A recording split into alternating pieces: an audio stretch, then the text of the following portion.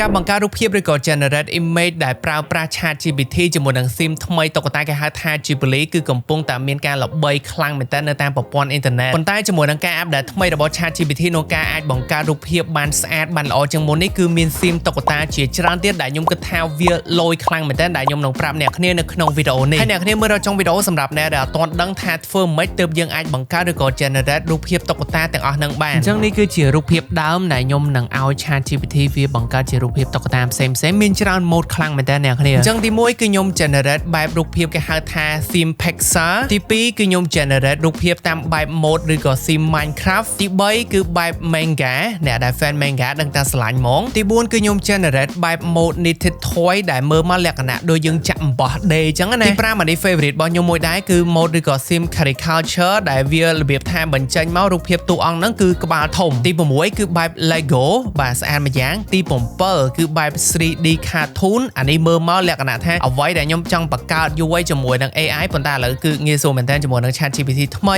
ទី8គឺបែបតួអង្គ comic book ទី9អានេះរៀងប្លែកខុសគេបន្តិចខ្ញុំ generate បែប futuristic បែបអនាគតកាលទី10គឺបែបលក្ខណៈ vintage បែបដូចសេរីចាស់អញ្ចឹងណាហើយទី11អានេះក៏ខ្ញុំទើបតែនឹកឃើញមុននេះដែរគឺបែបលក្ខណៈ The Simpsons បាទអ្នកដែល fan The Simpsons អីក៏ mode នេះមើលមកស្អាតដែរចំណែកឯវិធីធ្វើវិញងាយស្រួលទេអ្នកគ្នាគ្រាន់តែចូលមកកាន់ website ChatGPT មកហើយចំពោះខ្ញុំ pay លុយអាមួយខែ20រៀលដើម្បីបាន ChatGPT Plus ហើយយើងនឹងឃើញ option មួយនេះ create image អញ្ចឹងបន្តមកទៀតយើងចុចយើងទាញរូបភាពរបស់យើងចូលមកហើយបន្ទាប់មកយើងគ្រាន់តែទៅ say ថាយើងចង់បាន theme ឯគេចំពោះខ្ញុំដាក់ឧទាហរណ៍ theme caricature enter មកហើយចាំឲ្យ AI វាបង្កើតរូបភាពតុក្កតានឹងឲ្យយើងនិយាយទៅវាចំណាយពេលយូរបន្តិចប៉ុន្តែរូបភាពរបស់វាមកចេញមកស្អាតអូខេដោយដែលអ្នកគ្នាបានឃើញអញ្ចឹងនេះគឺជារូបភាព theme របស់ខ្ញុំដែល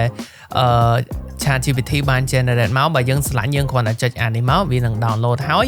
យើងអាចមើលជា full screen បានហើយ follow for more